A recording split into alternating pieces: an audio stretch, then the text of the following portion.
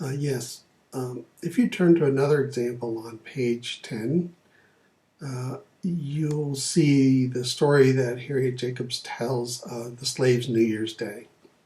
This is an example of an incident, one particular story that she wants to tell that brings together some of the things we've been talking about. First of all, she's using here one of the arts of the contact zone, which is storytelling, to relate what happens on New Year's Day to her readers in the North, these white women in the North. So already we see that it's something that could be written in a contact zone because she uses storytelling to convey her experience and to help her readers to understand what she's undergone. So autoethnographic in that way and a product of the contact zone. Again, this is a moment where Jacobs also speaks quite directly to white women in the North to correct their impressions of what life was like for a slave. So she tells the story of New Year's Day in the town where she lives, and illustrates for us that this is the hiring day. This is the day when slaves are bought and sold, and in many cases this is the day when families are broken apart and children are sold away from their parents, and in some cases to any number of different owners, and so families are split apart in many different ways. She knows that her female readers in the North are going to feel sensitive about this and are going to identify with this kind of experience as highly negative. She writes on page 11, and if you'll bear with me, I'll just read a little bit of this. "Oh, ye happy free women, contrast your New Year's Day with that of the poor bondwoman. With you it is a pleasant season, as the light of day is blessed. Friendly wishes meet you everywhere, and gifts are showered upon you. Even hearts that have been estranged from you soften at this season, and lips that have been silent echo back, I wish you a happy New Year." The next paragraph, however, describes the slave's experience. "But to the slave mother, New Year's Day comes laden with peculiar sorrows. She sits on her cold cabin floor watching the children, who may all be torn from her the next morning, and often does she wish that she and they might die before the day dawns." It's an excellent example of many of the things that we've been talking about. Uses storytelling, uses a formal language, uses direct address to her readers who are members of that dominant culture.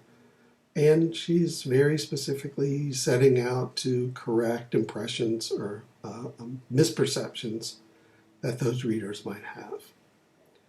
Remember, so again, excellent example. It covers a lot of territory for you, enables you to talk about this text and its many autoethnographic, transcultural features.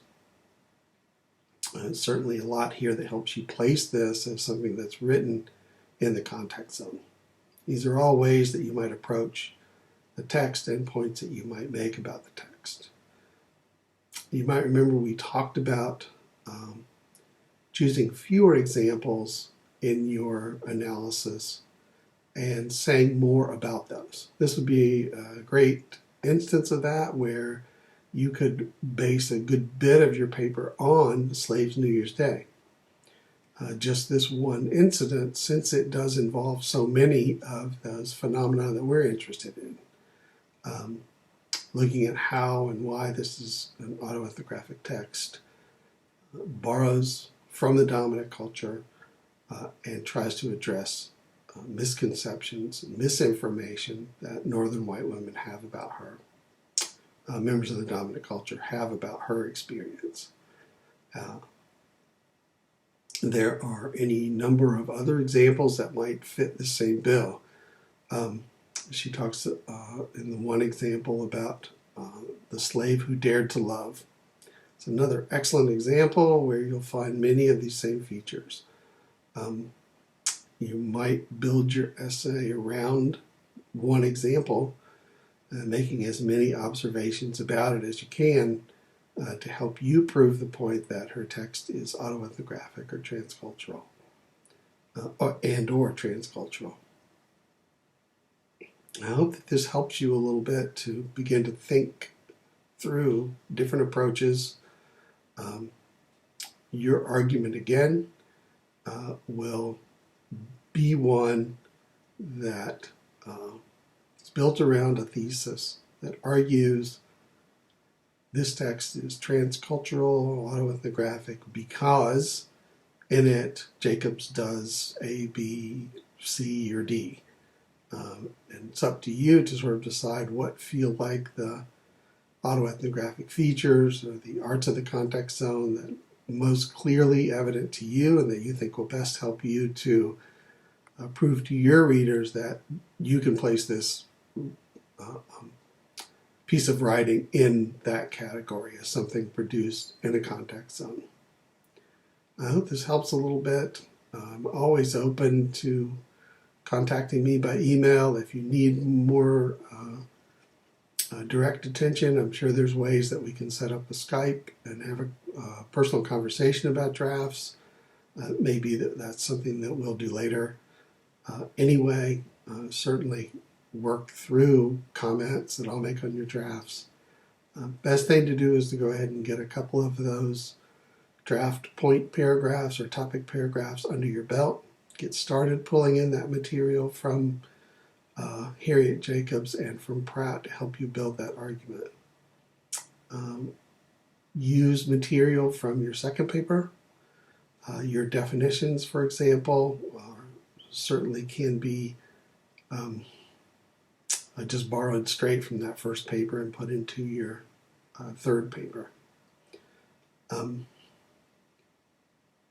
We do have due dates for the first couple of paragraphs and then a due date for a draft, a complete draft, coming up next week, or this week, I should say, later in the week. Don't hesitate to be in touch. Again, stay safe. Take care. I miss all of you. I wish I could see you. I wish we could be having class. Take that for granted sometimes, don't we? That we could otherwise be able to get together and speak face to face.